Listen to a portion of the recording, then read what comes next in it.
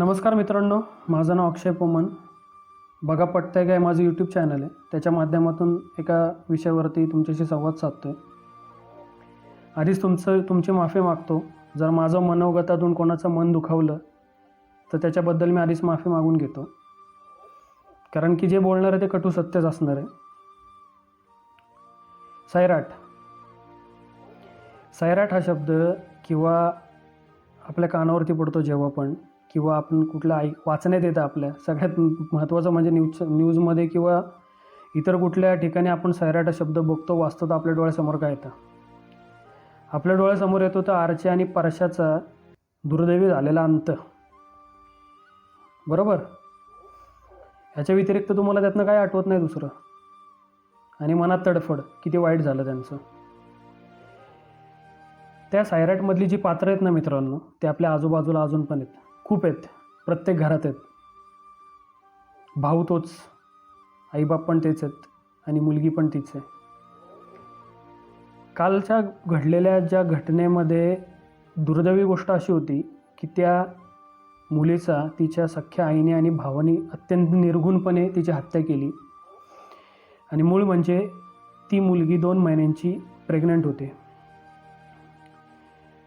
त्यांच्या रागासाठी त्यांनी 2 जीवांचा दुर्दैवी आणि भयानक अंत केला. तुम्हाला काय वाटतं, खरे खुनी कोण आहे? याच्या मागं असं काय कारण होतं की त्यांनी एवढी मोठी गोष्ट केली?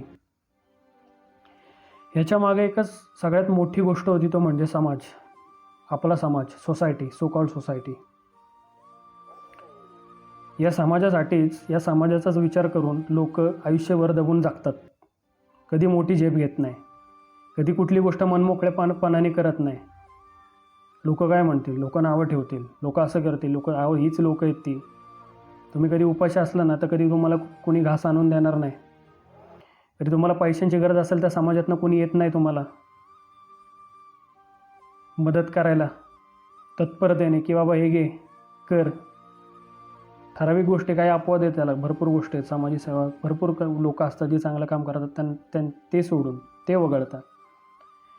जो समाज आहे ना, ज्या समाजाचा तुम्ही विचार करता ना, तो कधी तुमच्या पाठीशी पण नसतो आणि तुम्ही त्यांना अनन्यसाधारण महत्त्व देता तुमच्या आयुष्यामध्ये. आणि ही जी घटना घडली आहे ना, याला कारणीभूत समाजच आहे. कसा?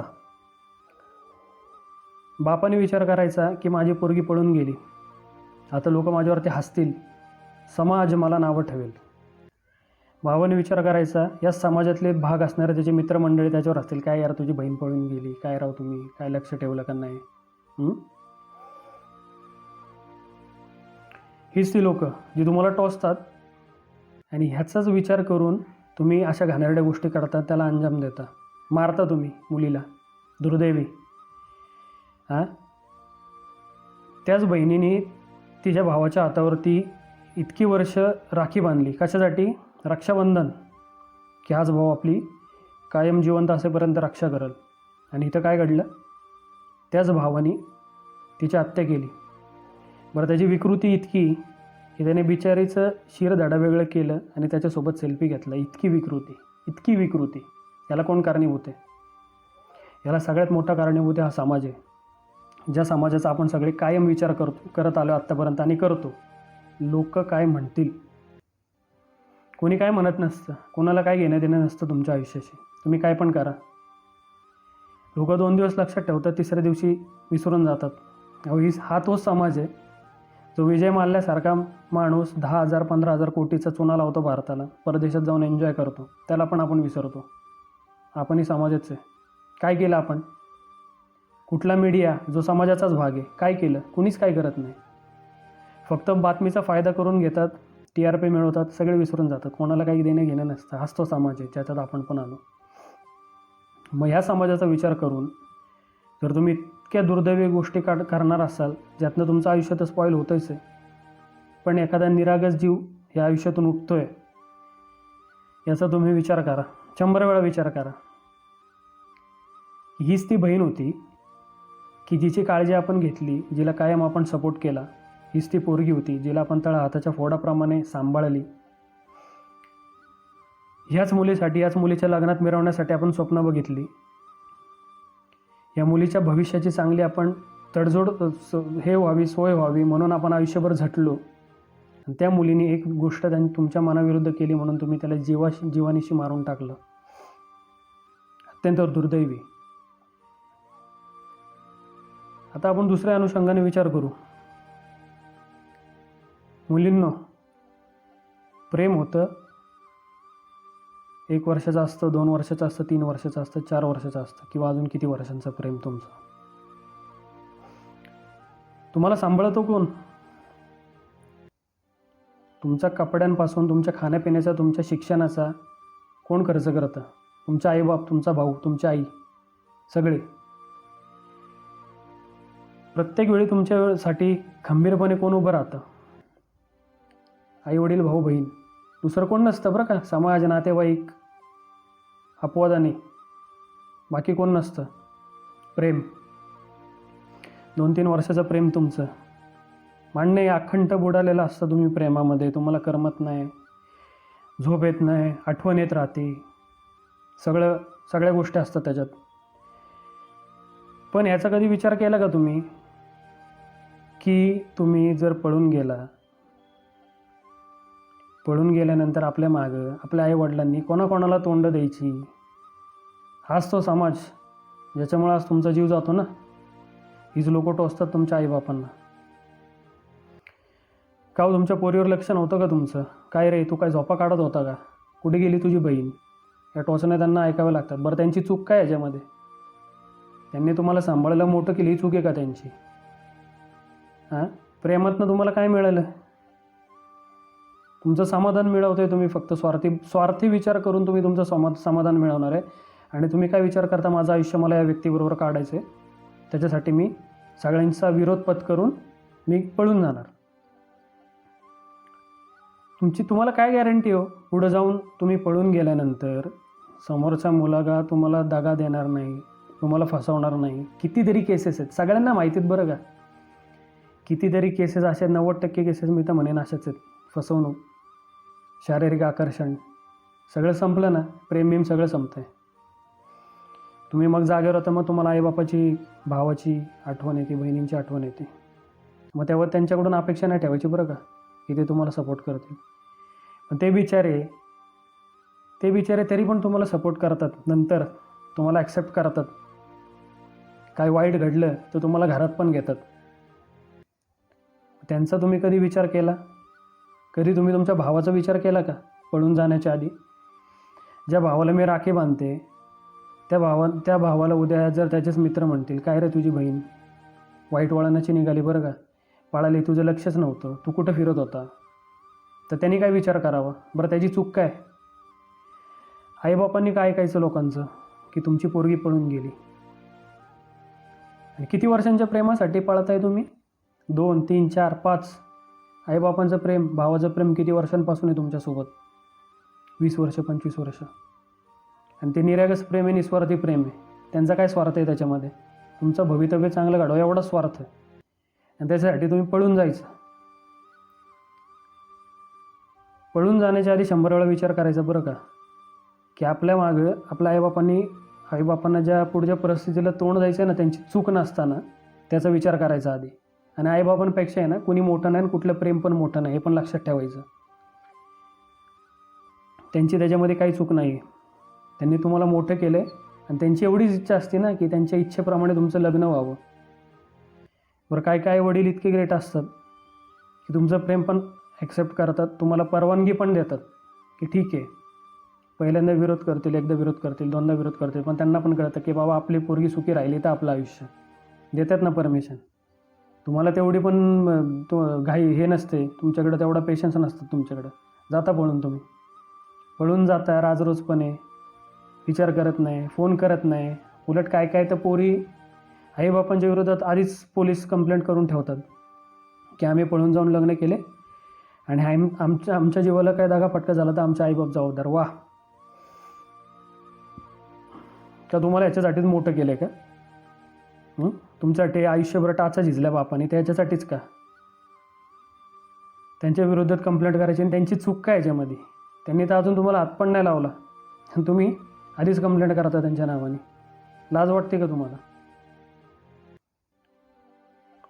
प्रेम ह्या गोष्टीला माझा विरोध नाही आहे किंवा कोणाचाही विरोध नसावा, पण जर तेच प्रेम तुमच्या आईवडिलांच्या दुःखाचं कारण बनणार असेल ना, तर तुम्हाला तेवढा अधिकार नाही बरं का त्यांना दुःखी करायचा. मला माहिती तुम्ही मला शिव्या देणार, ह्याला काय कळतं आहे प्रेम बिम वगैरे वगैरे, मला सगळ्या गोष्टी माहिती आहेत. पण त्याच्या व्यतिरिक्त पण कोणीतरी मोठं या जगामध्ये आहे, ते म्हणजे आपले आईवडील. त्यांचा 100 वेळा विचार करायचा कुठलीही गोष्ट करण्याआधी. दुसरी गोष्ट अशी की तुमची मुलगी पळून जाते, तुमची बहीण पळून गेली, पळून जाऊन लग्न केलं, तुमच्या विरोधात लग्न केलं, समाजाच्या विरोधात लग्न, नंतर जाती विवाह केला, पण त्याच्या मागं पण आहे ना तुम्ही थोडीशी भूमिका बदला ना. केलं लग्न तिने, आता काय? आता तुमच्याकडे काय नाही आहे, मान्य आहे. तुमची समाजामध्ये थुतू होणार आहे किंवा लोक तुम्हाला नावं ठेवतात, हाच तो समाज, यांना काही देणं नसतं, पण त्यांचाच आपण विचार करतोय. विसरून जा सगळं. काहीतरी चांगली सुरुवात करा की जाऊ दे, केलं आहे ना लग्न, ठीक आहे, तिच्या कर्माने ती सुखी राहील. जमलं, गरज पडली तर आपण आहेच, मदत करू, पण तिला मारू नका. खरंच आज तीच मुलगी असते की जी लग्नातनं जेव्हा नवऱ्याच्या घरी जाते तर तिच्या आधी तिचा बाप रडतो, आणि तो पण असा 4 चौघात रडू शकत नाही. समाज तो रडतो कुठल्या तरी कोपऱ्यात बसून, पोरगी नाही, लहानपणापासून लाडाकोडात वाढवलेली असते, घोडा बनतो, कधी कधी खेळून लहानाची मोठी केलेली असते तिला. सगळ्या गोष्टी करतो बाप तुमच्यासाठी, स्वतःसाठी काय नाही करत. स्वतःला कधी कपडे घेत नाही, पण तुम्हाला चांगले पाहिजे ते कपडे घेणार, तुमची सगळी हौस करणार, दागिने घेणार, गॅजेट्स घेणार, अजून काय केलं पाहिजे, सगळं करतो बाप. मग ह्या बापाने जर एक इच्छा ठेवली की आपल्या मुलीचं आपल्या इच्छेप्रमाणे लग्न व्हावं, तर त्यात त्याची काय चूक आहे? बरं, आता आपला विषय असा होता की आईवडिलांनी जर तुमची मुलीने तुमच्या इच्छेविरुद्ध लग्न केलं, तिला मारू नका, ॲक्सेप्ट करा. दुसरं काहीच करू शकत नाही आपण, ठीक आहे ना, ॲक्सेप्ट करा, पाठिंबा द्या. आता तिने तिचं आयुष्य निवडलं आहे, तिच्या आयुष्याचा जोडीदार तिने निवडला आहे, समाजाचा विचार करू नका, कोण नसते. पोरीला ॲक्सेप्ट करा, तुमचाच आईच्या आतड्याचा एक भाग असतो. शेवटी तिला ना कधी आईवडिलांची किंमत कळतेच, आणि ती तुमच्याकडेच असते. तिचा जीव पण तुमच्यापाशीच असतो, याचा विचार करा. तिला मारण्याच्या आधी 10 वेळा तिचा लहानपणापासूनचा निरागस चेहरा, तुम्ही तिला अंगाखांद्यावर खेळवली ते क्षण, भावांनी बहिणीशी केलेली लहानपणाची कोटीनाटी भांडणं, बहिणीने तुमच्यासाठी आणलेली कपडे, तुमचे केलेले लाड, 100 वेळा विचार करा. तिला तिच्यावरती हात उगारणं किंवा तिला मारण्याच्या आधी तुम्ही सगळ्या गोष्टी विसरून जाल. दया ही अशी गोष्ट आहे की ती फक्त विचारांच्या माध्यमातूनच तुम्हाला मिळेल. तुम्ही जर त्या गोष्टी आठवल्या ना, एक बाप म्हणून, एक भाऊ म्हणून, एक आई म्हणून, की आपली मुलगी कशी होती, तिला आपण कसं मोठं केलं, तिच्या काय आठवणी आहेत आपल्याकडं, ज्या आठवणी तिने तुमच्या इच्छेप्रमाणे लग्न केल्यावर तुम्ही आठवणार असाल ना, त्या आधीच आठवा. की आता तीच पोरगी तुमच्या घरात नसेल, तिच्या आठवणी, तिची जागा, तिची खोली, तिचे कपडे, तिची वह्या पुस्तकं, जिथं तिचं अस्तित्व कायम असतं बरं का, ती नसली तरी पण, आणि तुमच्या डोळ्यात ते कायम दिसतं, तुम्हाला तिची कायम आठवण येत राहते. तुम्ही तिला इतके निर्दयपणे नक्कीच मारू नका. प्रत्येकाला ज्याचं त्याचं आयुष्य जगण्याचा अधिकार आहे. मुलींनी त्यांच्या आईवडिलांच्या इच्छेविरुद्ध लग्न केलं, मान्य आहे, याच्यामध्ये जरी पण हे आईवडिलांना ॲक्सेप्ट करणार की नक्कीच गोष्ट नसतीच कधी, पळून जाणं वगैरे ह्या गोष्टी. तर आईवडिलांनी पण आज विचार करा की जर गेली तर जाऊ दे, तिच्या घरी ती सुखी राहील, पण तिची हानी करून तुम्ही कधी सुखी राहणार नाही. आज जर तुम्ही तिला मारलं ना, तुमचे 10 जन्म आहेत ना पुढचे, तुम्ही रडणार आहे. दुसरं काय होणार नाही तुमच्या आयुष्यात येणार आहे. पण मग हे जर तुम्हाला दिसतंय या ज्या गोष्टी घडणार आहेत, तर कशाला करायच्या असल्या घाणेरड्या गोष्टी? करायच्याच नाही. केलं लग्न, ॲक्सेप्ट करा. नाही तुम्हाला सपोर्ट करता आला, करू नका बोलू, पण कायम तिला दुआ देत राहा, तिला आशीर्वाद देत राहा. जाऊ दे, चूक केलीस, पण तुझ्या घरी तू सुखी राहा, पण तिला मारू नका. आणि हा सैराट जो पिक्चर आहे ना, यातनं घेण्यासारख्या बऱ्याच गोष्टी आहेत, पण लोकांनी फक्त लक्षात ठेवला आहे त्याचा अंत. आणि माध्यमांना माझी एकच विनंती आहे की तुमच्या TRPसाठी त्याला अशा सैराटच्या उपमा देऊन त्याला मसाला लावून अशा गोष्टी पब्लिश करू नका बरं का. प्रत्येकाच्या घरी ज्याच्या घरी गोष्ट घडते त्याच्यावरती खूप वाईट वेळ असते, किंवा त्यांची मुलगी नसते त्यांच्याजवळ, ती पळून गेलेली असते आणि ह्या घटना अशा घडतात. आणि ज्याला तुम्ही काय करता, TRP वाढवण्यासाठी सैराट झालं, या ठिकाणी सैराटचे पुनरावृत्ती घडली, करू नका. बरेच विषय मांडायला आहेत तुमच्याकडे. TRPसाठी असल्या कुठल्या पण थराला जाऊ नका तुम्ही. मसाले लावून बातम्या छापणे बंद करा. आईवडिलांना एकच विनंती आहे माझी, की आज जर तुमची मुलगी लहान असेल ना, लहान, तर वळण लावणे आईबापांच्या हातात आहे बरं का. आपली पोरगी कशी घडते, ती काय करते, ती शाळेत जाताना तिच्या मैत्रिणी कोण आहेत, तिचा मोबाईल जर तुम्ही देत असाल, मी तर विरोधातच आहे, देऊ नका. सगळ्यांच्या घरात त्या गोष्टी घडतात. लहान मुलांच्या हातात आपण सर्रास मोबाईल देतो, पण त्यातनं बऱ्याचशा चुकीच्या गोष्टी घडतात, देऊ नका. माध्यमं अशी बंद करा की जिथून बाहेरच्या गोष्टींचा संपर्कच होईल. बरं, तिच्यावरती विश्वास पण ठेवा, तिला चांगल्या गोष्टी शिकवा. तिने एखादी गोष्ट करण्याआधी 10 वेळा तिला विचार करावा लागेल असं काहीतरी वागा ना तिच्याबरोबर. तेवढा लाळा लावा, तेवढं प्रेम करा, तेवढं झाटा, आणि ह्या गोष्टी मग कधीच घडणार नाही. सैराट या पिक्चरचे रिमेक होतील, पण माझी इच्छा आहे की सैराट या पिक्चरचा पुढचा भाग न यावा. त्याचं कारण असं आहे की त्याचे पुढचे भाग यायची गरज नाही. आजूबाजूला असे अनेक भाग रोज घडत आहेत. दुर्दैवी. मुलांना वळण लावणं आपल्या हातात आहे. मुलींच्यावरती लक्ष ठेवणं, फ्रीडम द्या. मुलींनी पण फ्रीडमच्या नावाखाली पाहिजे त्या गोष्टी करू नका. फ्रीडम दिला आईबापांनी, आपल्याला सगळ्या गोष्टी करता आहेत, मोबाईल दिले, सगळे दिले, पण त्याचा चांगलाच वापर करा. मान्य आहे, कोणी जगामध्ये काही देव नाही आहे, प्रत्येकजण देव बनू शकत नाही, किंवा देव माणूस पण नाही बनू शकत, पण निदान ज्या गोष्टी तुमच्या हातात आहे तेवढं तर करा.